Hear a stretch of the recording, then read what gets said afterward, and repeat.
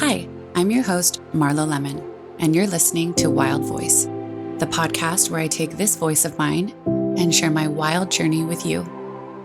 Being widowed at 34 with a 15-month-old, most would see as life ending. And instead, I alchemized it and put life back together, and it became more beautiful and fulfilling than I could have ever imagined. Through this life shift of mine, I realized who I am and what I'm here to do. I'm an intuitive energy healer, and sharing how I view the world is how I help you upgrade your life and alchemize your journey into magic. From day one, I wanted to share my journey, call it intuition, but I knew it was going to do more good out in the world than keeping it to myself. So when I say I've mastered life, that doesn't mean I'm perfect or that life is. I mean, I've mastered the concept of life, and I want to share that with you. Today's episode I recorded about a year and a half ago in my parents' apartment. It was the very first Wild Voice podcast episode I ever recorded. As I listened back, I wondered if the echoes of where I recorded it and my newness to the podcast world would be way too noticeable to throw this episode in so far into this wild voice journey we're on together. But after listening to it again today, I was blown away at how impactful it still is, and I knew I had to share it with you. I want to share with you my chat with Erika Flint. She's an award-winning and board-certified hypnotist, best-selling author, and an accredited certified professional hypnotherapy instructor. That is a mouthful. We'll share with you how Erika started helping me move through my initial trauma, starting the day after I found Bob when he took his own life, and we continued working together for months after. Her experience with helping others with weight loss, PTSD, relaxation, addiction, overall happiness, validating our sense of self, and helping us tap into what we have access to is purely magical. She gives easily digestible answers and insight to some commonly asked questions about hypnotherapy and how it can support our overall healing, and some amazing tools to put in that life toolbox. I am so grateful to Erika and the work that she does. I learned so much through our sessions together during the most painful time in my life. More during our interview over a year and a half ago, and listening to it back today, I even had things I took from it again. Half of our fears and shortcomings, I have learned, are illusions. So let's learn how to know the difference, ways to clear the way so we can thrive, gain tools to feel happier, and find the silver lining in it all. Hello, how are you? Good. How are you? Good. It's been so long, but it's funny. I think about you often, to be honest. Mm-hmm. And so I'm so glad we get to connect. Me too. I mean, I was thrilled to get your message, mostly just because it means you found some relief to some degree, lasting relief. Oh my gosh. Right. So Yes. That's important to share. So, yeah. Well, and it's been so, and then we can kind of jump into things, but why I thought of you too is like, you were at the beginning of all of this. Like, I think I spoke to you literally days after my husband had died. And I mean, I could tell you specifically, but yeah. Yeah. And I remember it being a blur. You'll probably be able to tell me better than I can remember myself, because I'm sure my memory of it is a little different, being on survival mode. But right. Well, it was 3:30 was at 2018, March 30th was the first day that we had a session. Not that we did the initial consultation, but it was the session. That's right, because he actually died the evening of the 29th. So that is literally the next day you and I were on the phone or on Zoom. And you showed up. And I was there. Oh my gosh. So that is amazing. I think that's why when I think back to that time, I think of you, because literally you were the piece that was getting me through the day, because it was what we were initially working with was that trauma, right? That initial, which we can explain that a little more, but just that, I just remember that because that was the hardest part, just surviving. I literally was just trying to be able to go to sleep at night and wake up in the morning and function, whatever that looked like, whether that was just, awake or feel like I was awake. so I'm so glad, because I think through all of this, I've had a lot of people that have asked me about trauma and healing. And as you know, there's so many different ways to go about it, but all the things that I've learned along the way, and even that I do now, isn't necessarily something that it helps long-term, and it helps as you integrate it. Where when I worked with you, they were tools and things you gave me to implement right away, which is what I needed. Like I needed something in that moment to not distract my mind, but to give my mind something else to focus something to adhere to, something to function, something to focus on. And so that's called acute. So it's the acute tools that are necessary for a lot of clients, whether it's something trauma like yours or just the ability to not be so stressed all the time. Without that, we can't even get to a base level where we can change, grow, whatever we want to do. We are in survival mode, like treading water, right? That totally makes sense, because I think that's the piece that some people think when you are a healer or when you do other things, that they think that that's the only way to do something. And I know hands down that that's absolutely not the way. Like sometimes you need a little bit of everything to help, and then you kind of figure out your own rhythm and all of that. But to even get you there, you have to be surviving enough, right? To even be open to different ways of doing things. Right. Otherwise, you're just on that hamster wheel or whatever. And you're just like, you can't, it's hard to do the smallest things. Yes, it really is. And so I'm excited. I'm excited to talk more about what you do. So to introduce you and let people know who you are. You and I started working together literally the day after. Yep. And you came in, I think, initially wanting to lose weight, or, I mean, there's some things in weight on here. Oh, so, yes. I mean, how interesting. And that's, the presenting issue that I help people with is often something every day. Right. But the deeper issue is always something much richer. And of course, right? Always the good stuff's always real deep down. Right. So this is a perfect example of that. And the timing couldn't have been better. So I think it's divine timing for sure. It was like it was meant to happen. And I had that. It was like you were there waiting for me, even though neither of us knew what was about to happen. And here I came in. And that's the thing that I have found so interesting through this whole process too, is just, I remember, and weight and, looks and all of that, since I can even remember, being something super, super important to me. But that's the surface thing that I think is the thing, right? So it's what I came to you for, but we knew we were going to do different work regardless of what my, circumstances ended up being. But how silly, I remember thinking after that next day. So after my husband had died, and thinking those things are so trivial, like they're important and they're not trivial for everyone. But for me in that moment, I was like, how silly I was focusing on something as the way that I looked. And here I'm dealing with something much, much bigger than that.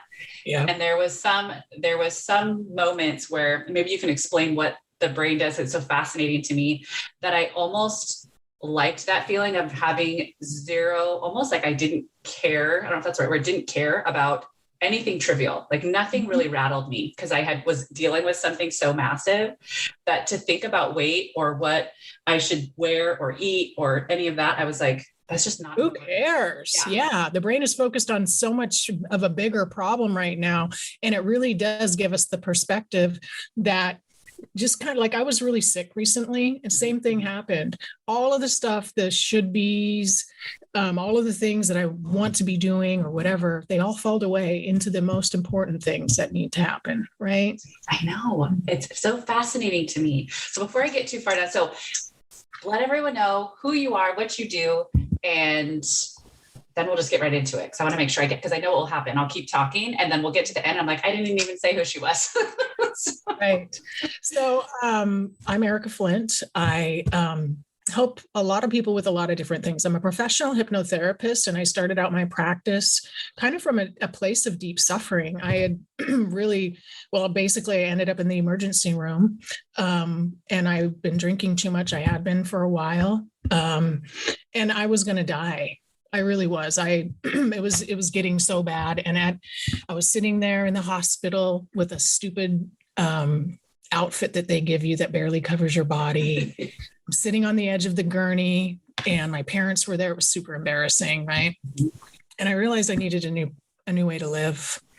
a new way to live my life. And I could either continue doing what I was doing, or I could hop off the gurney and get that new life. And so I hopped off the gurney. And in that moment that I made a decision never to drink again, which I still haven't, and that was 2012, I got the full force of the universe behind me, like when we make that decision. So from that place where I decided I needed to have a new life, I was a software engineer in Silicon Valley and had all of the ticks, all of the married kids, or married, furry kids, not human kids, house, car, all of those things, but still was not happy.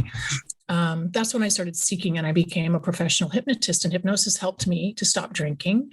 But it also helped me have a completely new perspective on life. So now I help people lose weight. I help students. So we train almost 100 students a year in hypnosis. And the reason that that's so important to me is because I can help one person at a time.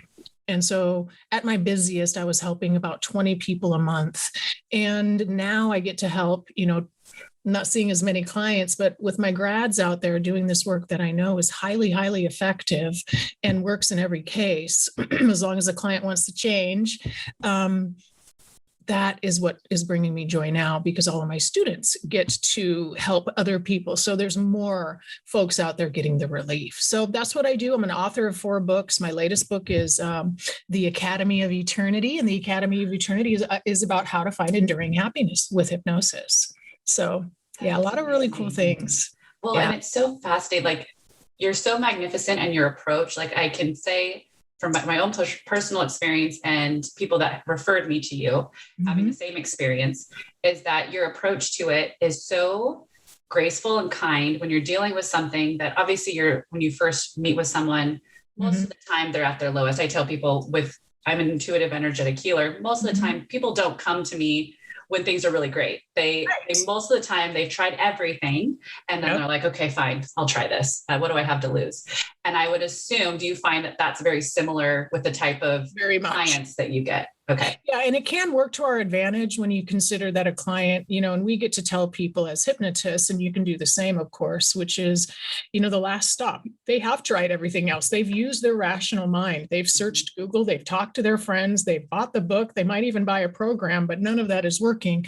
And a lot of it is because they don't actually get to the core issue. So with energetic work that you're doing, and with hypnosis, what I'm doing, we get to the core. We get to reveal what the actual issue is, which is in their subconscious.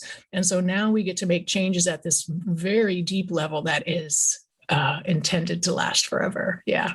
Right. Which is what we want. Even with weight, I remember back in the day when that was a prime focus of mine, and I would try all these different things. But at the end, I'd be like, well, I know it's almost like you said, subconsciously or maybe consciously, but I'm doing these things and I know there's an end, because I wasn't getting to the core of why that was an even concern of mine. Because for me, it was more of a vanity. It wasn't necessarily health minded in that sense. I could say mentally health minded. But so for me, it was more about, okay, there's going to be a point where I'm not getting to the root of why this is such a big focus to me. Yep. And so you're going to, like you said, you're going to end up kind of like when people, in rehab facilities, when they kind of say they fall off the wagon again, because they're not getting to the root of why. And just because it came up, and I know we're kind of like jumping all over, and that's kind of how I think sometimes. But it came up because you said this too. And I have clients, and I'm assuming you are the same, people that say that they're alcoholics or they have addictive tendencies, whether that's with anything. I find that helping people understand that although those labels tend to help people, our human brain, understand and put something in a box, it's really not necessarily as helpful as where we're going to go. Because now we've just labeled you as something that it's kind of just like a symptom of what's going on deep rooted, not necessarily something we need to like fix you from, or that is your title forever. Right. Labels always limit us, always.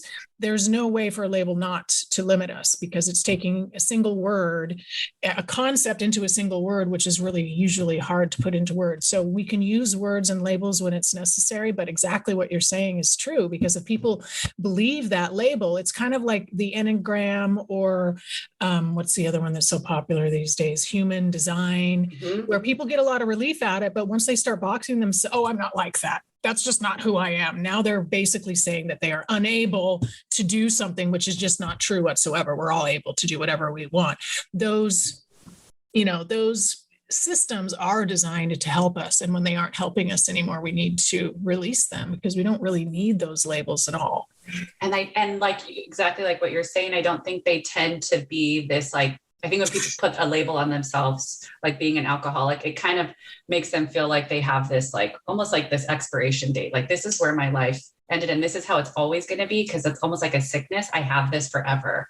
And I try and really help people. And I'd love to know your thoughts on that, on addictive tendencies specifically, because I try and help people and see like, that's really, like you said, it's helpful information to get us to where we're at now, but it's not necessarily going to be helpful going forward because that's not you. That's not who you, if you want to change that, we can change that. It doesn't matter what your, family member had or didn't have, or their tendencies. Do you find that that's hard to kind of help people understand? Well, yeah, but I don't know how, like if it's hard, but it's definitely something that I look for. So I'm constantly looking in my clients for limiting belief language, where they are boxing themselves into a corner or say something like, I will call my clients out on that all the time.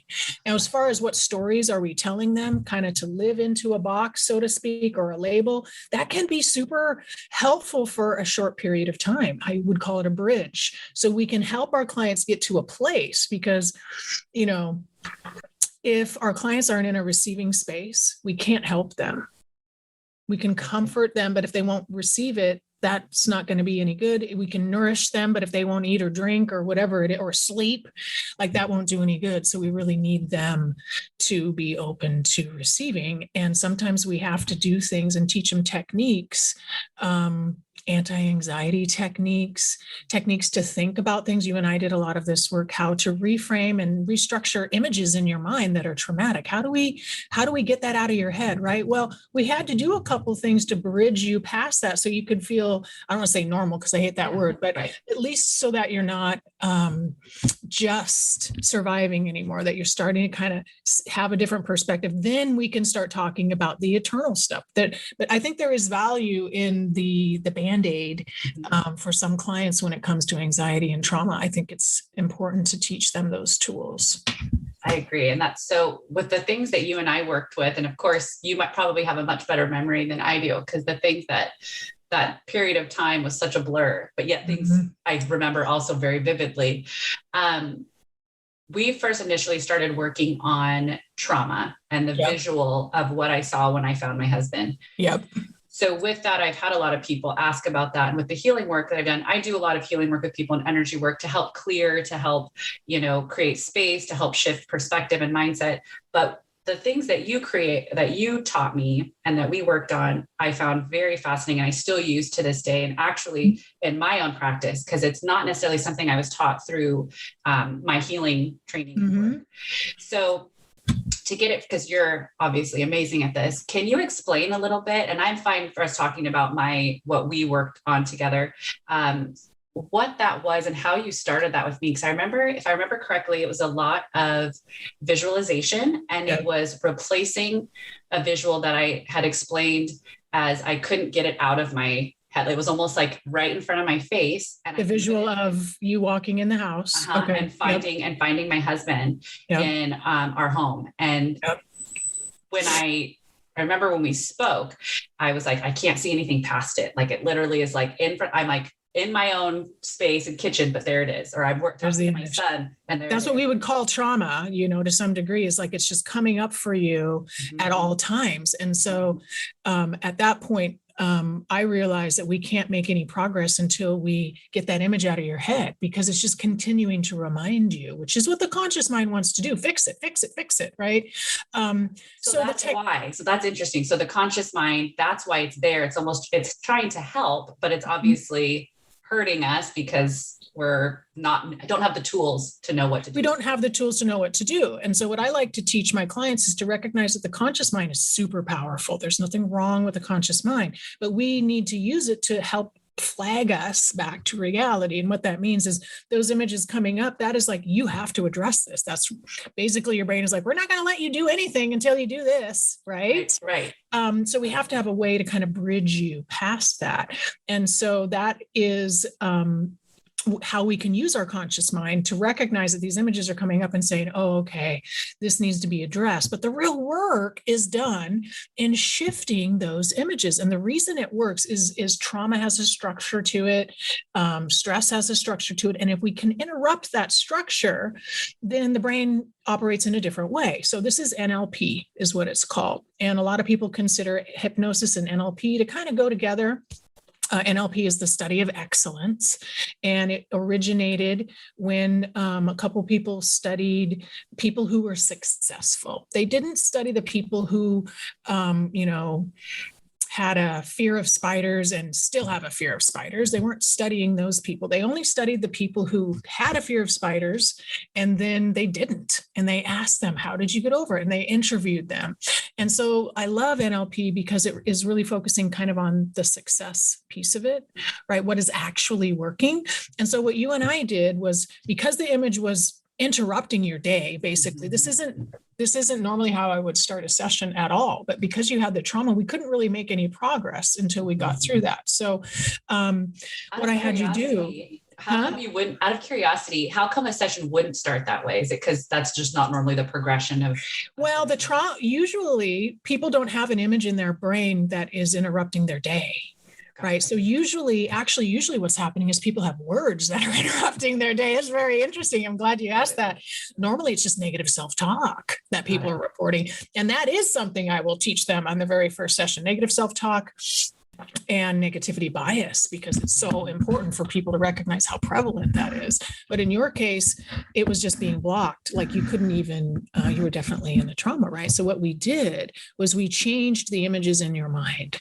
And so what I asked you to do was imagine pushing that image really, really far out, making it black and white, draining all the color from it so that it's really like, if you think about the image that was popping in your mind at the beginning, it's like this huge movie, like, it's like, get my attention, right? It's huge. Now, if we can shift that at all, and it doesn't mean that every single person listening to this recording should just push everything far away and drain the color. The technique is you try it, right? And so push it really far out. How does that feel? Right? Drain the color, those types of things. So the technique is called NLP submodalities. And the submodalities have to do with, in your case, was vision. And so when we're looking at vision, what are the qualities of vision? Well, sometimes things can be blurry. They can be clear. Sometimes things can be far away or they can be close. So if you wanted to think about your son right now, like if you picture your son right now, how close is he to you in your mind's eye? Oh, it's funny. I feel like when I see him, he's not so much my face. I feel like he's in you. Mm-hmm. He's right. He's with you. Like you are one, right? Mm-hmm. And so it's kind of the same thing. What are the things that we don't want to be near us? We push them away. And this is just done with the power of the mind. There's nothing like you're not rejecting anyone. There's nothing there. You're just trying to get your mind to calm down. And so that's really effective, but you need to kind of try it out. It's like at the eye doctors, right? Is this better? Is worse? Better? Worse? There's no like guaranteed result. Pushing something far away and making it black and white would be my top two go-tos, if anything else. But the idea, of course, is that, and the reason that this trauma comes up and the reason why it's so compelling is to keep us safe, right? So the brain is going to highlight anything that's dangerous for us.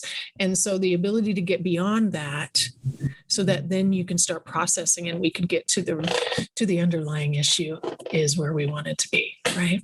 And that was amazing. I remember those things because during that time, I couldn't even, like I didn't, once it started to get dark outside, I was like fearful of like, how am I going to distract my brain in a way that it doesn't just see this visual? Because for some reason, because I found him in the evening, and then when it would get dark, it was almost like that just brings a different energy to the day. And so I remember that being such a relief to have, almost like you said, it's like, it just wants something to do. Our brain just wants to know that we're doing something about it. And the second we started, this sort of work that we started doing together and these modalities that you started to teach me, it brought this whole different, like I could survive. I wasn't, because before I say I was in survival mode, but I was almost like, I was functioning. I think if you saw me from the outside, most people wouldn't say like, oh, her husband just died tragically. Like, but internally I was almost like a zombie. I remember that. So when you taught me these things, it almost kind of started to bring me back to life a little bit. Like I had some sort of power and control over a life. I felt like I had zero control over what was happening to me at the time. So those were what we worked on with. That was amazing. And I find with hypnotherapy, and when I brought it up to people, and even I think even before you and I worked together, I think a lot of people have a misconception about what it is. They do. And they tend to think that it's this scary thing. I think from what we've seen in movies, that they don't have. It makes for a good movie plot, doesn't it? Doesn't it? I mean, it really does. You got to give them credit for that. I mean, that's pretty good, Exactly. But you're like, okay, wait a minute. I guess that could go with anything kind of also spiritual and energetically. I have found also with what I do, I get a lot of people that, and I think the idea again is not understanding it. So we fear what we don't know. And then we have other ideas that we kind of insert as like truths for it to make sense of it. So to give people more of an understanding of what hypnotherapy is and how it actually works, because when I experienced it with you, it was amazing and very relaxing. There wasn't a point where I felt like you were making me do something I wasn't going to do. I think a lot of people wonder, like, well, what am I going to do when I'm like out? Am I going to say something weird? Am I going to like, let the cat out of the bag and say something that I've had hidden forever? Like, I think a lot of people get nervous, and I've heard things said that you can't make, in one of your videos, I saw that they're not making us do something that isn't already there. But I think then people also fear of what they don't, like shadow work. I think sometimes people are like, in my world, I tell people like, let's just dive into that. Like, let's not be afraid of it. Let's meet it head on. And let's figure out what running from it is what makes it this bigger monster. Once you lead into it, it's not so bad, it's not so bad. So what are your thoughts on that? And how do you explain it to people that I'm sure come in and are like, what is this? Like, and it depends on how much time I have with this person. But really, if I don't have very much time, I tell people that the reason hypnosis works is because it gets them quiet enough so that we can get to the real issue in their subconscious. Because their conscious mind has been trying to solve the problem, and they're smart people, they can look things up, they can all of that stuff. So hypnosis reveals the issue. That's number one. If I have time for a longer conversation with people, what I like to explain to them is kind of how the brain works. We have the conscious mind. The conscious mind is analytical and procedural. We use our conscious mind all day long. We've probably met people who are kind of flighty. They're kind of they're not using their conscious mind as much. And that might be fine for them, but there are definitely times when and at least all the time for me, it feels like the conscious mind can be valuable when we know what it's good at, because displaying that image to you over and over is really prompting you to fix it. It doesn't want you to see the image. It's fix this, right? Right. And so understanding how the conscious mind and the subconscious mind, I'm kind of pointing to my heart here. That's really where our emotions are. And then that's where we do a lot of the work in hypnosis, is this emotional piece. Most people haven't been taught what their emotions are good for, but all emotions that come from accurate perceptions are valid, and we want to honor those. Me making anybody do anything won't have any lasting results at all. So the best results, of course, come from within the client once they have the insight to understand what really transpired. And that usually comes within a shift of perspective. But what is actually happening inside is we depotentiate the left hemisphere hemisphere. So this part of the brain that's speaking, talking, calculating, trying to do all of these things, that part gets a little quiet. And then the subconscious mind gets to come up and speak. That's where we get the answers. And that's how it works. So, what's really happening in the mind, we're having you focus on something to the degree, and it really is, hypnosis is focus. It's high focus. And when you're in that state of high focus, then we get to deliver a hypnotic suggestion to you, which is something that you want. But the more that we're able to focus, the better results we will get. So to a large degree, we are using our subconscious mind to focus on what's going on. So we get a different perspective. This part of your brain has had your entire life, or however long it's been, to try and figure it out.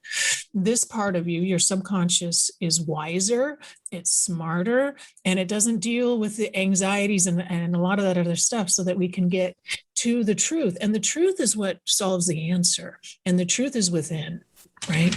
Yes, that's amazing. And I just wanted, for people listening, I can hear when you go in and out, I'll call it your hypnotherapy voice. Yeah. Because it's so soothing. And I feel like when you say it, I'm like listening. I'm like, yes. Yeah. I know. I go into that. So funny. Yes, but I love it. So that people get a sense. It does have this, your voice. And I think that's the idea of hypnotherapy, right? Everyone has their own reflections to their voice, but it's this comforting and calming thing that almost makes your body like root right down. We're trying to get your body and your left brain. Your body would be your body's consciousness. So that's the third level. We're trying to get those out of the way so they can be quiet and we can completely listen to what's in your heart. I love that, because that totally aligns with, I do a lot with intuition and teaching people that. And again, it's very similar to what you're speaking. When I speak with people about intuition, it's about having that open heart, tapping in and making decisions from a heart place instead of a logical, black and white, factual place. Yep. And so it coexists together. So I love the work that you do. Yeah.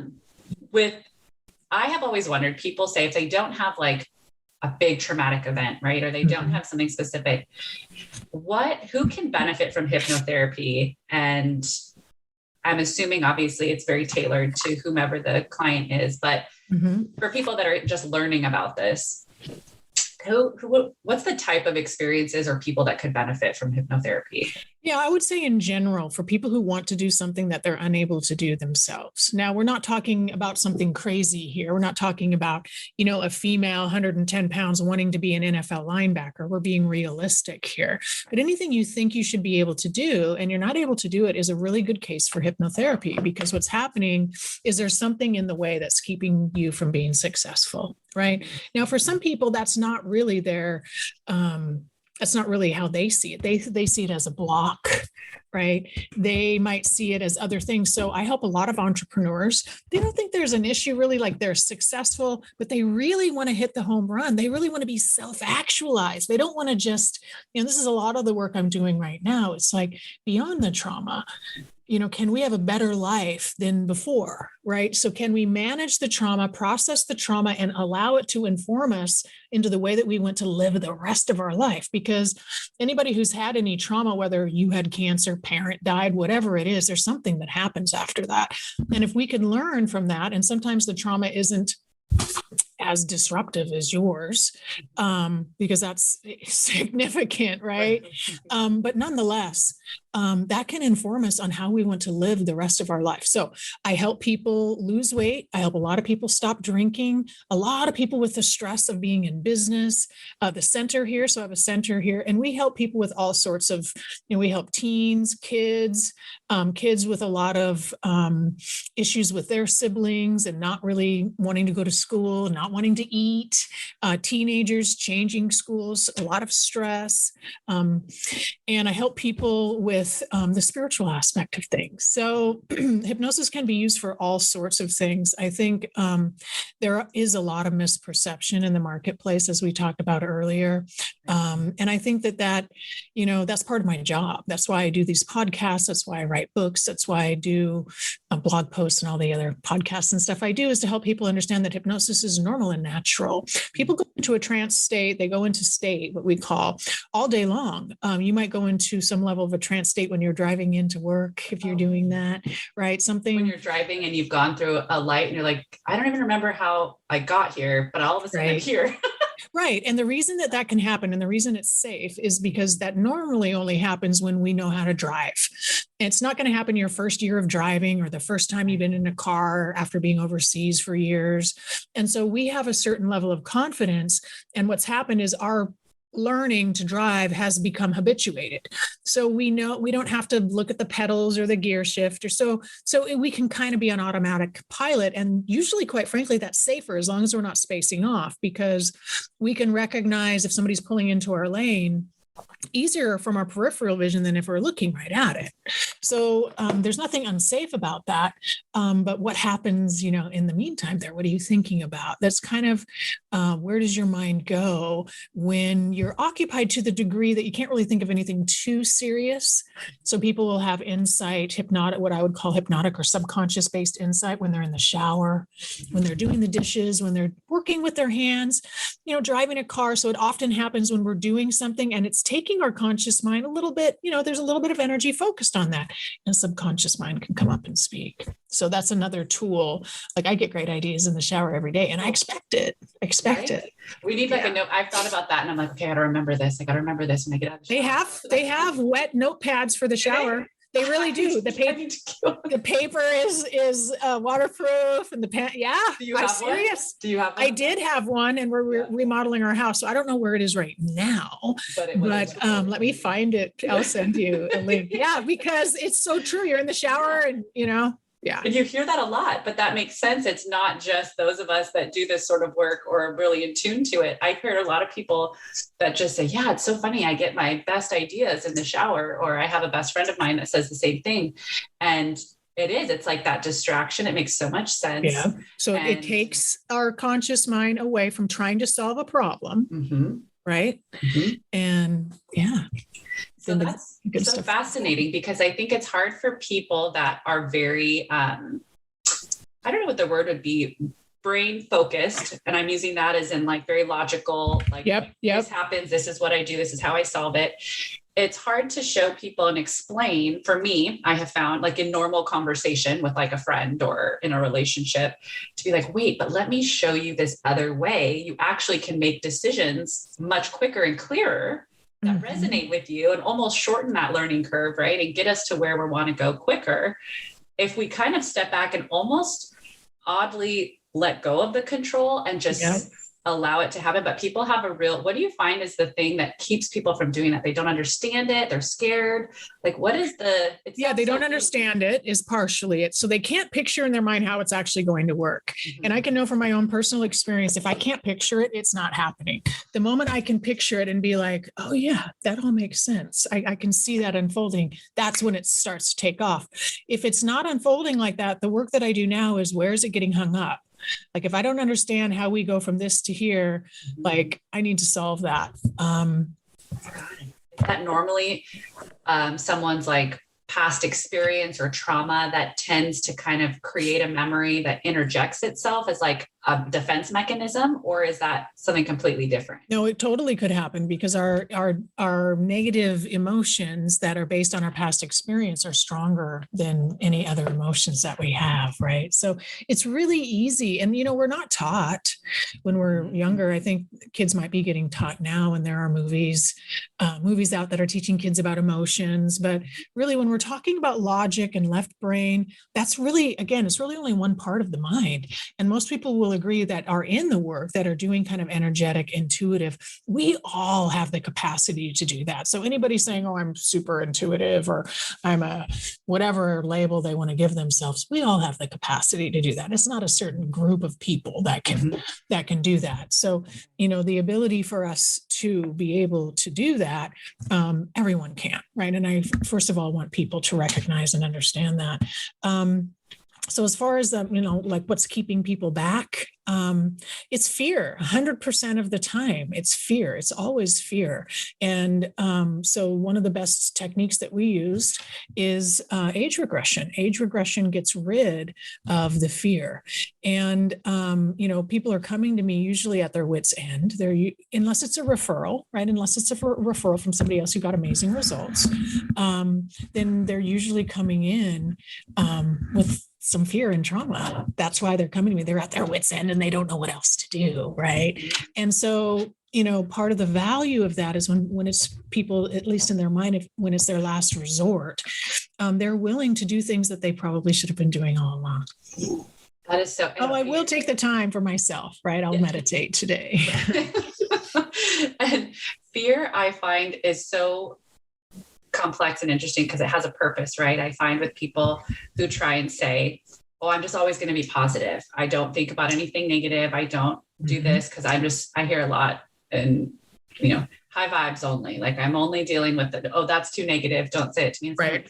I try and help people. And I'm guessing you might have the same experience to understand that emotions are there for a reason. Mm-hmm. I think similarly in, different ways, what we try and help people do is see that let's use it. Let's have it be a moment and let's figure out what, like you said, with that visual I had, let's see what it's trying to really point us to right. shift, because it's there for a reason. And it's not bad. I think some people label emotions as bad. It's really what we do with them. And they right. can either be something we hang out in for a long period of time, but that's normally not necessary. Well, that's the point, really. Yeah. What you just said, I think when people are saying they don't want to go into that negativity, what I think they're actually meaning mm-hmm. is because that person recognizes the value of positive thought and positive emotion. They already recognize that, and they just don't quite understand, how much the negative feelings can also give them, because most of us have been trained not to get spun out of a negative feeling. Like once we start thinking on something, for a lot of people, they can't stop thinking about it, which means then they won't sleep at night, which means that the next day will be horrific. So a lot of folks really do want the capacity at the beginning to learn how to be different, right? To learn how to not think about certain things so they can get through something. So for that client who doesn't want to not think about negative feelings, I would want to help that client understand, like you said, what feelings are for, and then also recognize that you don't. So this is where I think that person is going. They don't want to get hung up. They don't want to have those thoughts where they're spinning out of control, the repetitive thinking. I think everybody's experienced those, and it does drive us a little crazy. And it's just like you at night. What are you going to do when the sun starts to go down and it's reminding you of something in your past, right? So I might have that conversation with them. I might say, well, what you really don't want is to get stuck in a negative loop. Right. And I agree with you. We don't want you stuck in a negative loop, but here's how here's what anger means. Here's what, all of those feelings mean. And when we get insight into that, you will ultimately feel happier, and it's enduring, because if that keeps on coming up, it's going to keep on coming up until you address it. It's like a pebble in your shoe. Mm-hmm. Until you take your shoe off and get rid of it, you're just going to keep feeling it. And I find that, do you find with people, it tends to grow bigger and bigger? I find that people that push it away, it's almost like it builds, and because we continue to live and have experiences, mm-hmm. and it's kind of, that emotion is still there, but when we keep like, nope. And it's like stuffing the closet, right? And then right. the closet gets so full. We all have to do that from time to time, right? Your in-laws are visiting you for the weekend and you're like, no, we're not talking about that. Right. So we do that to some degree in general in our life. So there's always a case for being able to put things on hold. There's always a case for doing that. But ultimately people reach, I think, a certain level of understanding about what truly makes them happy, or at least you could have this conversation with them where they realize all of those little annoyances. Like, what if you walked in your house and the water was always dripping, a window was always open, there were shoes like everywhere, every time, and all of these just little annoyances that keep you from deep peace. Right. Really. Mm-hmm. Right. So we want to get rid of all of those little annoyances for our clients that keep them from their best self. And that's amazing, because that's exactly what their value is, right? You were saying that because they're acknowledging that that is a value of theirs, the positivity, that feeling of peace, to kind of bring it back full circle and be like, actually addressing these and opening this up to look at and figure out where we need to address is actually going to bring you that peace much quicker and more complete and long lasting. Yep. And the other one that I would use with them is darkness is just an absence of light. Now, energetic people can truly understand this, but by shining a light on something is the only way we are going to understand and be able to get rid of it. And half the time we shine a light on something and there is nothing there. It's totally an illusion. And when you learn that about yourself, that half of your fears are illusions, it's a lot easier to live with the trust and the confidence that everything's going to work out. So then you really get better at determining whether this is a real issue or not. Is it just this type of thing, the mind just spinning off, or is this something I should really address? Am I getting an intuitive hit that there's something here that's not exactly right? And if I address it now, it's going to keep me from a much bigger problem later on, right? And that's where we definitely want to help our clients. It's like a leaky roof. If you don't fix it, it will get worse and you might need to replace your entire roof.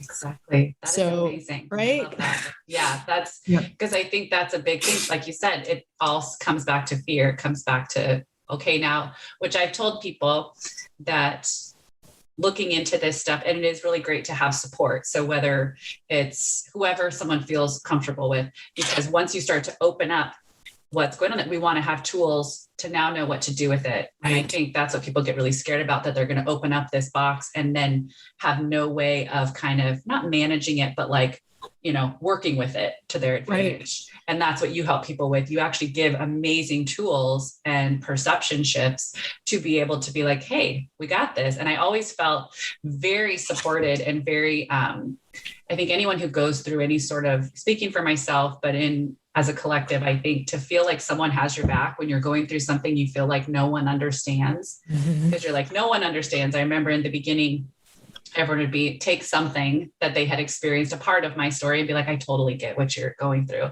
And I remember being like, you don't get what I'm going through. And although they were being compassionate, and that was me being a little more defensive at the time, as time went on, I realized they were meeting me where they could, and they were trying to relate.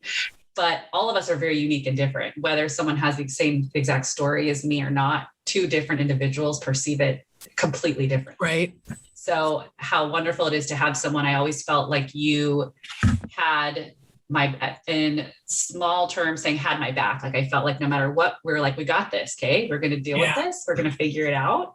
And well, that's so nice to hear. Thank you. That's what I want. The most important thing for me, and it's in my third book, Can You Be a Hypnotist? But it's the line is find the light in your client and help them associate to that light and nothing else. That's really what I'm trying to do. And so getting you reassociated back to something that was important to you. Oh, right. It was magical. And it was the start of me figuring out, not only was I healing from an event, but it was also at the same time helping me work on other deep-rooted things that ultimately led me to this life that had a big trauma. I got to kind of see underneath all these this is how I got here. Because I think another big thing with big experiences and traumas, a lot of us are fearful that it's going to happen again. Like, oh, how did I get here? If I didn't see it, if I didn't know or expect it, it's going to happen again. How do I prevent it? And that's what the brain is going to remind you of, all of the negative things that are associated with that to help keep you safe. Right. Exactly. So I like how you had mentioned, like, know that the subconscious is not an enemy. Same thing with like ego. The conscious, and they're not enemies. Everyone's really just trying to keep us surviving. And so, but to know what each thing is good for, like, okay, great. You do this really well, but you do this really sucky. So I'm going to need to kick you out when I'm trying to figure out this. And usually that comes along if your conscious mind has been stewing on an idea for more than one day, it's a good case for hypnosis, or even just meditation, or just listening, sitting quietly to allow other things to come up. Most people can't do that though. Once they have something in their head, especially if it's big, it's really hard to get out. Absolutely. And I think you had some things that you had as part of when I worked with you. I remember, was it recordings? Do you still do those? Is that something that you I have a relaxation recording. As a matter of fact, for your listeners, they can get it if they'd like. It's free on our website, cascadehypnosiscenter.com/breathe. Okay. And the reason I have other recordings too, but I really believe so strongly in just our ability to be calm as being the core skill of being a human being these days, because if we can remain calm, no matter what's happening to us, we always keep our head right. When we start to get anxious, blood rushes from our head. This is biological and it's outdated.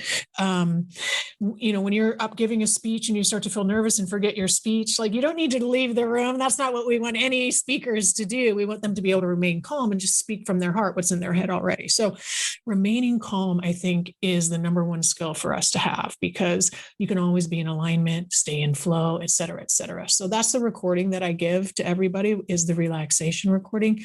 If you listen to it once a day, it really can have remarkable results. Yeah, I loved it. I remember it being something that it almost added structure to my day, because a lot of us that want to meditate and that know we want to do something but don't know what to do, it's kind of hard to know where to start because there's so much out there. And you might not resonate with like the person that their tone or how they're speaking. So I always tell people, go with what just feels calming. Yeah, that's what we want. We want them to feel. And what is the experience like? Is it having them think of, do they feel like they're getting a break? Do they feel better than when they started? That's what we want for sure. Yes. And so your recordings, for anyone that is listening, to head over to the website, and I'll make sure I link all of that so that they can just take a listen and see what they think. Because I found them very helpful. I found them very kind of grounding, and allowed me to, although relax, be very present. And I found that sometimes that's hard to do. We tend to, which is okay. I tell people, when you meditate or when you relax your mind, whatever that looks like for you, sometimes your mind does kind of wander, and that's okay. But what was nice about your recordings is that it gives it a lot of purpose. There's something about the words that you use and the way that you say them that feels very purposeful. And if you're going to take the time to carve out time to meditate and relax, there's something about our brain wanting it to be like purposeful, or make progress towards something. And I always felt that way when I was listening to that's good. Thank you. Good. Yeah. I mean, having that structure, that's really good that you said that. I think that's important. And, the primary difference between meditation and hypnosis, they are very similar, and there's similar states of being. Like we can feel calm and we can feel relaxed. The primary difference is hypnosis. We have a hypnotic suggestion, which is the intention. What is your intention from this? Whereas meditation, for a lot of folks, and, meditation is fantastic, but a lot of people get frustrated with the technique. And so with hypnosis, especially a recording, and especially one that's just helping you relax, there's not a lot of effort in helping you relax. As a matter of fact, learning to relax is effortless when you do it right. So, there's something really kind of special about allowing ourselves to do that. And when you do it regularly, you notice the benefit. And the empowerment. I felt very empowered with the tools and the things that you shared, because that meant that although we continued to work together, I knew that if something kind of threw me, or I started to have a moment where my mind started to race, I had what I needed to like realign myself, instead of feeling like I was always at the mercy of someone giving me an answer or answering their phone or responding to me. Yeah. And that's one of the keys, right? Is empowering your clients so that they don't feel they have to work with you for the rest of their life. Right. That's the point. Yeah. I love that. Good. And there was one other little things that fascinate me so much about the work that you do and the brain, and how you see things from kind of the energetic, spiritual side and the biological side and the medical side. Because I love when those two can come together, because I think they both have a place. Spirituality is just science unrealized, in my opinion. So, I mean, things that we agree to today that we might call science, people thought were spiritual years ago, like being able to replace body parts or something crazy like that, right? So I just think it's part of a progression, right? Science starts to prove spirituality over time. Oh, I love that. Because I think a lot of people that need those, like you said, need to see the picture and need the black and white facts. They have a hard time grasping things that are energetic or spiritual. So I love that. That's really interesting. And it's true. When you go back, you see things like, oh, wait, now we all are on board with this. But back then people thought it was crazy. Right. So I love that. I'm interested in the work that you do with anything. It's kind of, there's a couple things. So if this is a bigger question, let me know where it resonates for you. Is I've been really curious on helping people in regards to I don't like to use the word necessarily mental health, because I feel like that, again, puts people in a box, but it helps us know kind of what we're referring to. Kind of that mental awareness with where my husband, obviously taking his own life and with suicide, that's been a big focus of mine, to understand how do we get there? How do we help people, understand when they start to have these sort of feelings, how we can notice them again, and then decide, where do we go with this, so we can help people not feel like this is where we end up, that there's no other option. And combined with that, as I explain my story and his story with sexuality too, and helping people understand that, because I tend to see, and with my experience, those kind of went hand in hand, not the only reasons, but when people tend to have their mind and not understand, and they try and, again, put things in a box. So with my husband's story, was the sexuality piece for him, having that be a part of it, his health being in jeopardy, and then whatever else was going on just as him as a human being that led him to taking his own life. How do you even start to unbox or start to decide where to go? Because I know there's so many people, and as I've shared more of my story, that have had family members or siblings or a friend who have had similar experiences or voiced similar thoughts of either taking their own life, or not feeling like they're worthy of being here, or not understanding their own sexuality and how to express that, or what to do with that themselves. So to even live in a world and express that to some other people sounds now even way further out there. When there's heavy stuff like that and big things to kind of unpack, where would you normally, hypnotherapy, I know, would be an amazing place for someone to, what would be your thoughts on why that would be so amazing for someone? I know we've explained why it's great, but with this stuff specifically. Okay. Well, one of the first questions I would want to ask my client or my potential client would be, how is this impacting your life? That's really what's driving them to come to me. It's something that they're fighting with their wife. They are not getting along with their friends. They haven't talked to their mom in 6 months, whatever it is. Or they're getting mad at somebody at work because they're joking about something sexual or something about sexual orientation or whatever it is. So that usually helps me understand, what are the reasons that the client is coming to see me? Where are their pain points? What is it that is so bad right now that they're actually coming to see me, which, not anybody, I don't think anybody really wants to, but what is it that's causing that? I want to fix those things. When they come to me, they're uncomfortable at work, uncomfortable at home, whatever is going on, I want to help smooth over those areas so that it's kind of like with you, we need to get through the trauma so that they are not treading water anymore, so that they can actually be embodied to themselves and get to the truth. Right now, as far as sexuality goes, good news in our world that more and more people are coming out in a variety of ways, and more people are being accepting. Not everybody, of course, right? So there's definitely, I think, an opportunity here for people in our business to help a lot of people with their sexuality, because, well, I mean, just look at how it's taught. I mean, it's still basic sex ed. I think maybe fifth grade when girls are getting their periods, sixth grade, there's nothing real about it, and teaching abstinence, like all of these things are old models. So I really think that, helping somebody with something like that. And there have been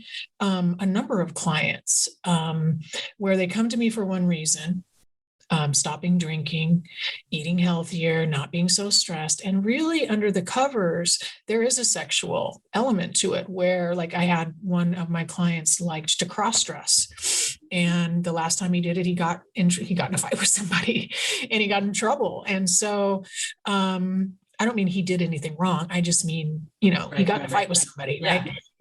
Yeah. So, and so we addressed that. And I helped him to feel comfortable with it. So really the work is getting somebody into a state where they feel confident to trust how they actually feel and being validated that how they actually feel is perfectly fine, even if it isn't what society says, right? So the only way to deliver a message like that to somebody who's hurting is we have to meet them where they're at. It has to be done gracefully, gently. They have to be open and willing to listen. Right. And, I'm not trying to change anybody. So it's like if somebody comes to me to want to stop drinking, I'm not, as far as they drink or not, I don't really care, but they're not happy because it's negatively impacting all of these different areas of their life. So there's a complete judgment is removed from it whatsoever. The only way to get our clients results is to take out your own beliefs and perceptions about everything other than you can do anything and I love you, right?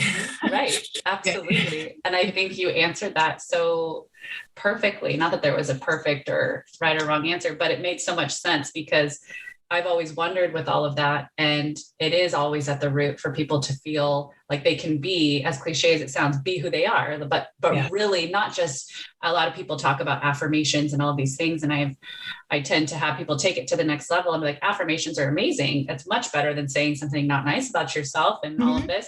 But we want to get people to root to why that actually means something to them, not just say something. To the feeling space is where we want to get, because that's subconscious. So once we get it into the feeling space, now we've shifted how certain things are going to happen kind of in their life, right? So next time something happens or something bad happens or they're triggered or whatever, instead of the old way, knee-jerk reaction, overreaction, yelling, eating, smoking, drinking, now the brain has an alternative.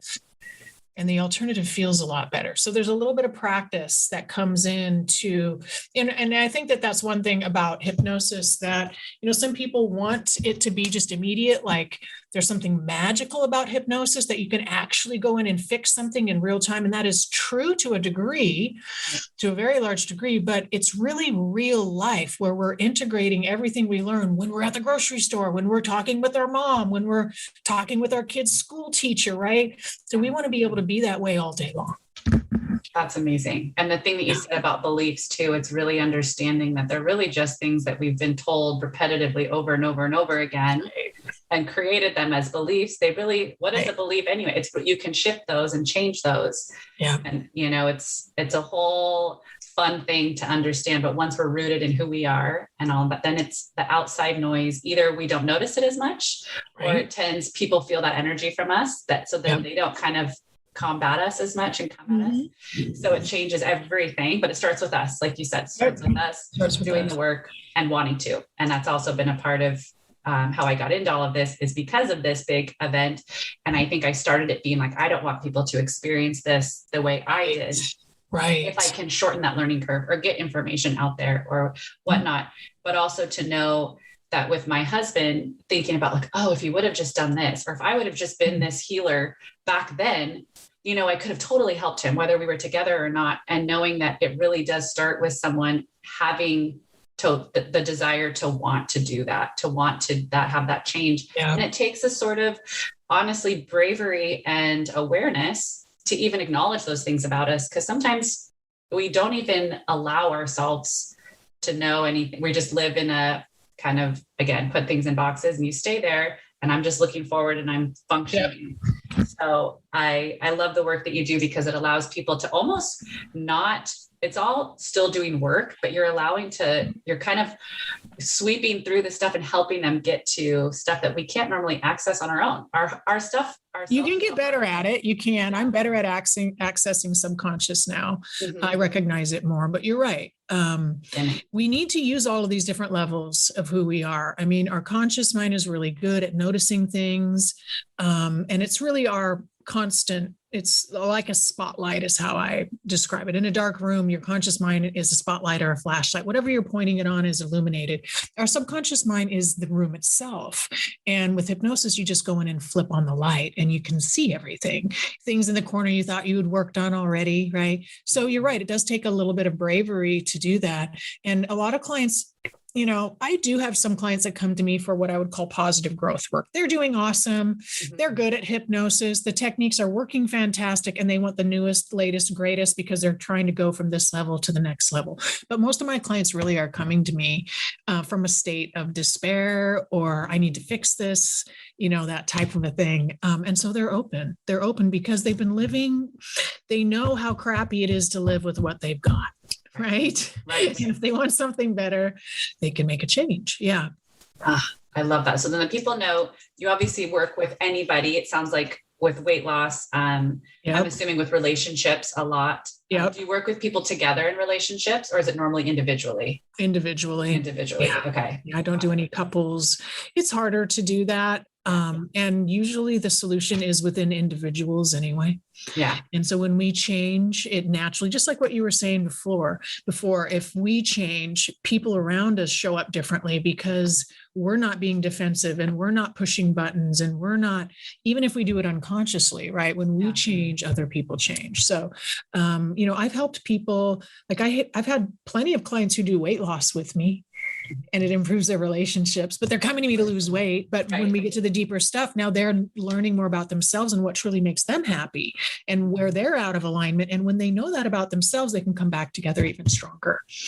That's amazing. And I'm assuming the same with kids too. I have my son's 4.5. Oh my gosh, the amount of the work that it takes to raise a small human, and consciously, right? I mean, either way it's hard, but it's almost sometimes I'm like, oh, I wish I knew less, because now I'm looking at everything that I do, so aware. Yeah, and the checklist and all these things for a perfect day. I have to start with my meditation, and then I do my yoga, and then I'm out for a sun salutation. If the sun's up, if not, I'm going to do it later in the day. Yeah, I know. And I think those schedules can serve us. What I've been finding, Marlo, after doing this work for many, many years, black and white thinking helps us because we can create checklists and we can say, yes, I went to the gym and, all of that. But ultimately, the only solution is somewhere in the middle where we have our checklist. We know what is good for us. And most days we're following it to a large degree, and it is in service to us. It's creating the structure that allows us to improvise in the rest of our life. But there are days and times when we have to be willing to throw that out for a variety of good reasons. And the ability to switch in between both, the adaptability, that's where staying calm can allow us to flow through those experiences much more gracefully. And so it really feels like your life is better in general. So someone can come to me to lose weight, and they're losing weight and they feel better because of that. But also they mended an old argument with their sister, and their relationship with sister hasn't been this good in 20 years. And they had an insight about something their dad said to them that really, they keep remembering it in their heart. So there are some things that we do that are enduring, that last. And those are the things, we can have all the checklists we want, but we need to live in the middle here somewhere and be able to adapt. I like that, because especially with weight loss, how you said, because I have found a lot of times when people have weight that they want to lose, or I find that it's like our body's protection mechanism. It's like protecting us from what's going on. And so it's allowing us, to stay still. Because when we're eating, we're not usually running marathons when we're eating. And after, think about the dining experiences, unless you're a chef, is pretty relaxing.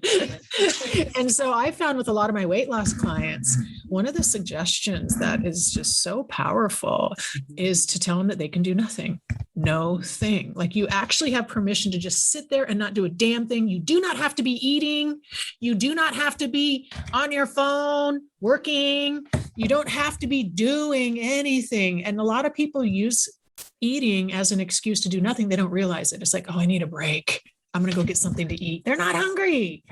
They just need a break. They honestly need a break, right? So when we can help communicate that level of understanding to our clients and say, it's perfectly fine if you sit there for 30 minutes and don't do anything at all. And then they realize, oh, I guess I'm not actually that hungry. I was using food as an excuse to not do anything, those are the types of things that really, really help people, in addition to their personal insight from their life, but recognizing that, give your brain a break. Oh, that's what we all need, a brain break. A brain break. Yeah. Oh, we all need brain breaks. And what happens when you put some delicious food in your mouth? Like if you are around a dinner table and the food is amazing, what do you hear? People, nothing. Yeah, you hear people eating. You hear them eating. It's so good. They're like, there are no words. Why? Because it's consuming. So there is such a valid reason why people want to eat. Like I never want my clients to feel bad for gaining weight or they're not slothful. They're not lazy. They're none of those things. They're living in a highly anxious, stressful, difficult world. And if they are finding peace for 20 minutes by eating 3 times a day, congratulations. I want to help you learn how to find that peace without the food. You're still going to eat. Mm-hmm. But if you can get it without the food, now you're not beholden to it. Now it's not controlling you, right? I love that empowerment again, that piece of, if you choose to have it be eating, then great, but it doesn't have to be the thing that gives you that relief. That's right.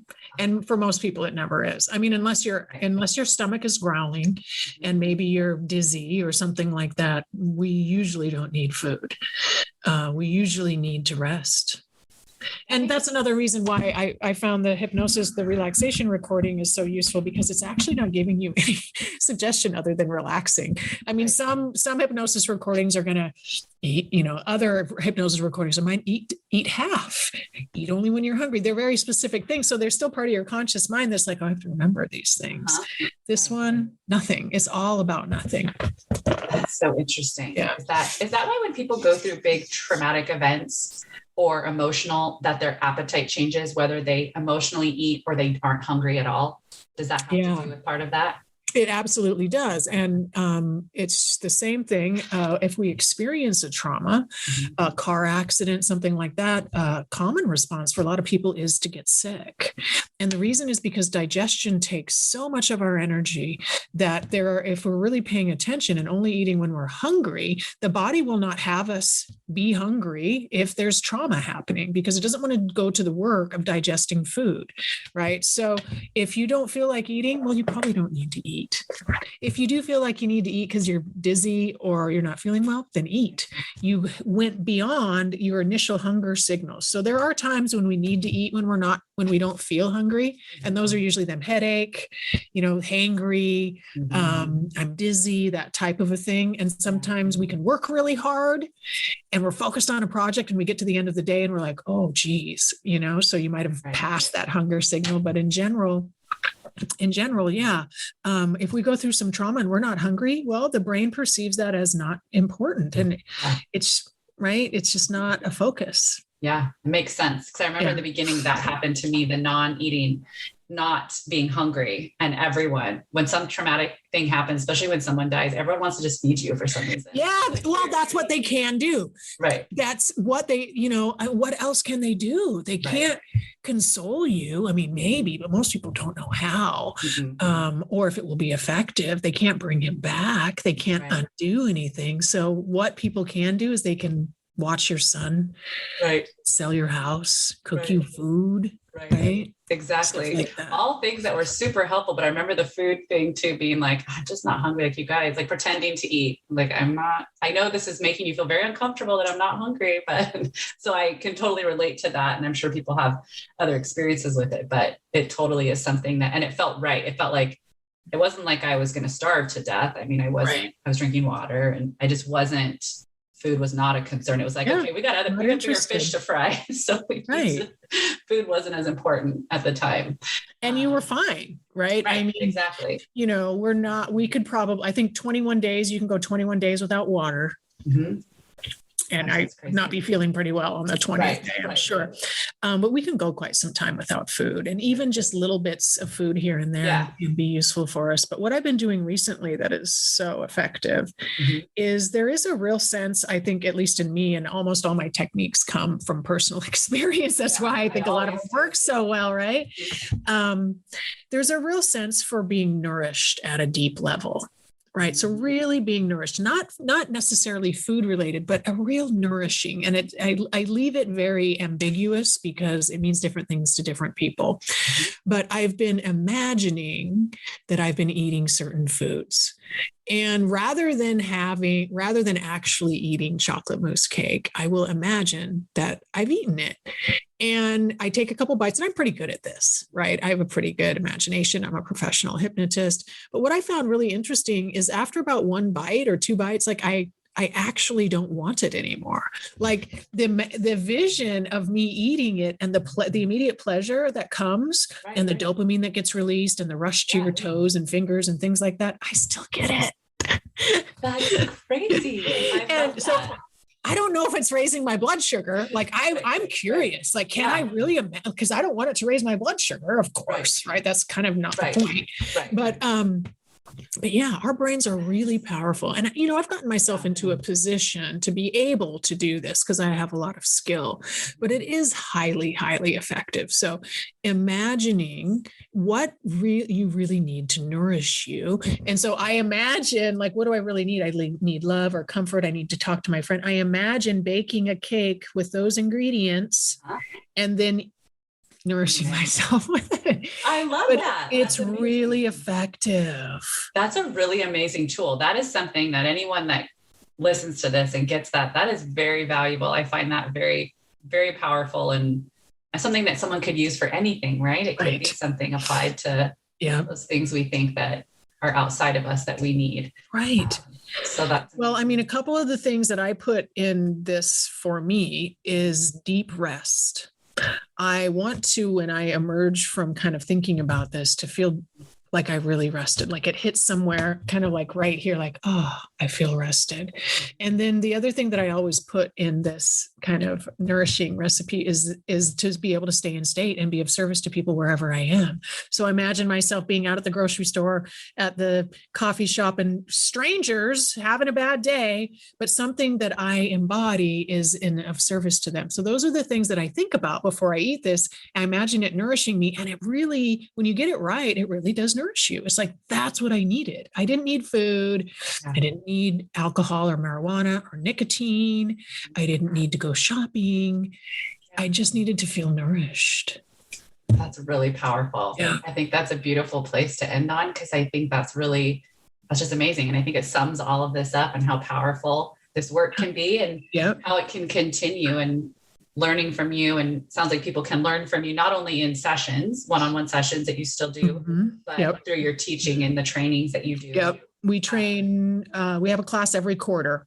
Okay. That's amazing. So people would learn about that from your website. Will you say those again? So your website, and then anywhere else people can get a hold of you, and then I'll link them also. Sure. So for hypnosis sessions, it's Cascade Hypnosis Center, and we work with people virtually all over the world.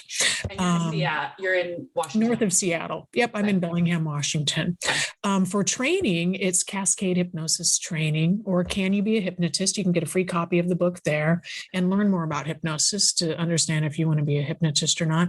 My latest book was just published, and that's called The Academy of Eternity. I'm super excited about it. I think I mentioned it, a little before, but you can get a free copy of the book there too at theacademyofeternity.com/book. This book is all about how to live in the higher states. So once you have moved beyond the trauma, or at least you understand it and are working on it in your life, where do you go from there? Are there ways to, like, we know how to get rid of negative states. We have lots of techniques for helping people understand their fear and guilt and anger and all of that stuff. But how do we help people understand how to get you into an enduring state of joy? Love that. Who wouldn't want that? Yeah, that's what everybody wants now. Yeah. Okay. Yeah. So that's the academyofeternity.com. That one, I'm super excited about that. Yeah. When does that actually get, so people can get it now, or is it still in the process of being released? It's out.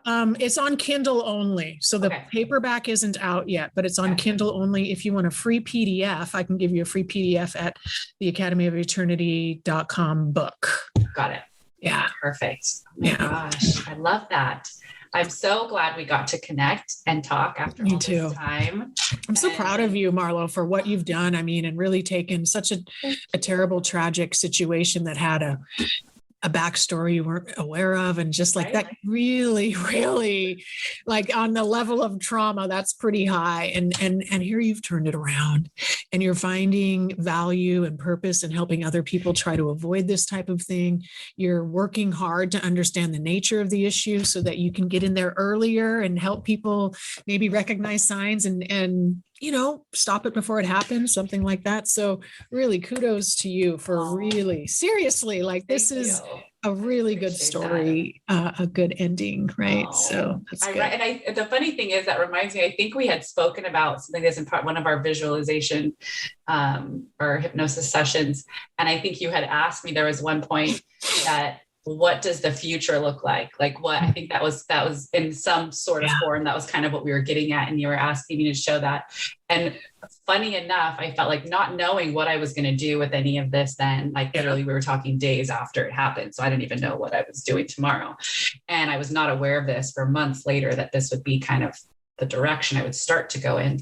And I remember you helping me kind of get an idea of like, hey, what does the future look like? And these were some of the things. And I remember saying to you, I want to help people, but first I got to help myself. I don't even know what I'm doing.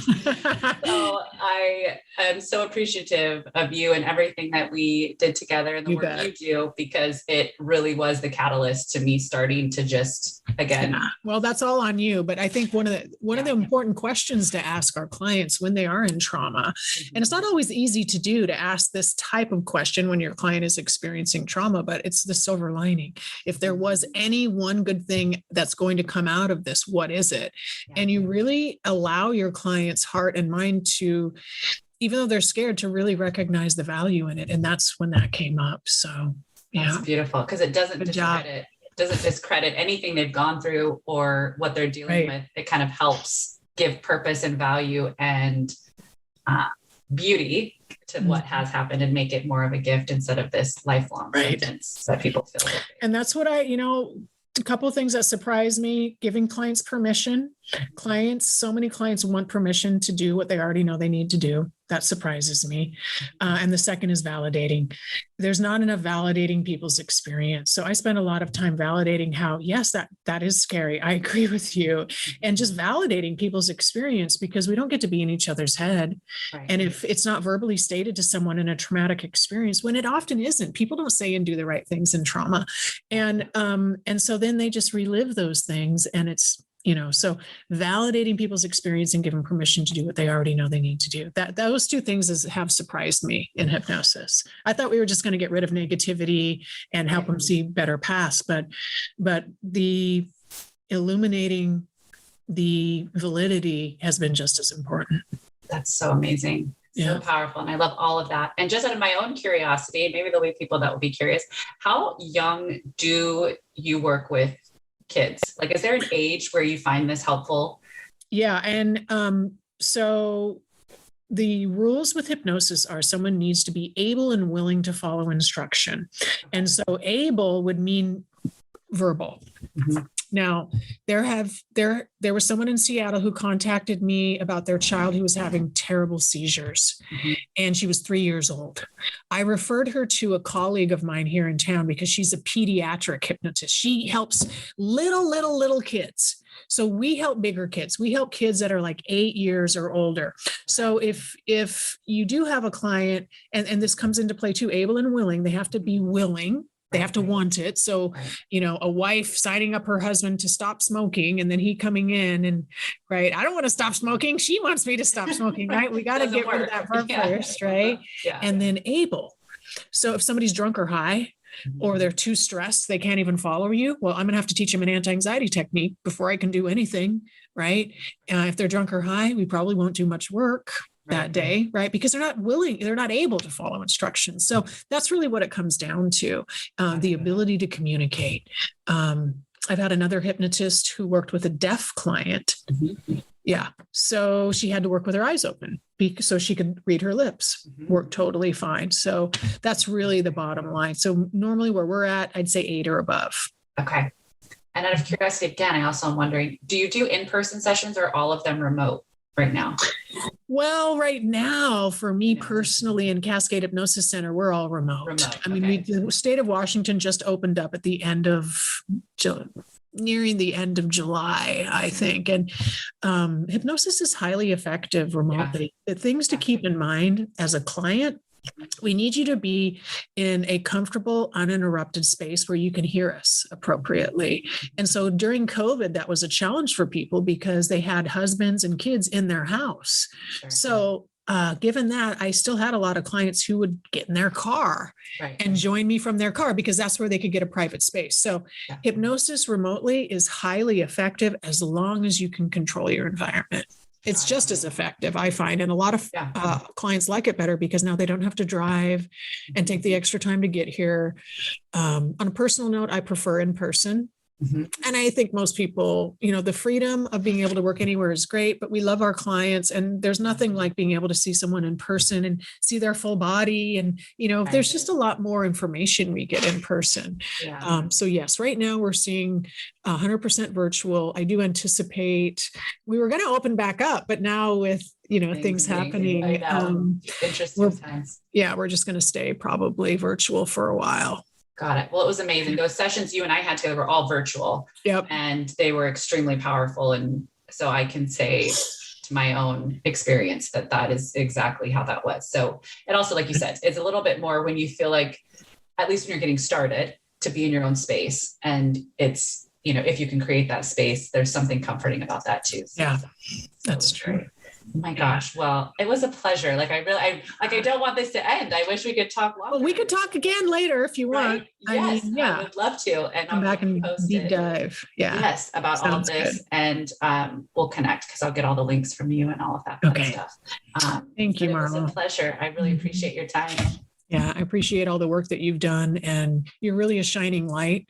So many people are going to learn from your experience and how you are in the world. So thank you. Thank you for doing this work. I really appreciate it. Oh, back at you. I so much love to go around. So thank you. All right. Very good. Okay. We'll talk soon. Okay. Bye. Bye. Thanks so much for being here. Please rate, like, share, and review so we can stay connected and continue this magical journey together.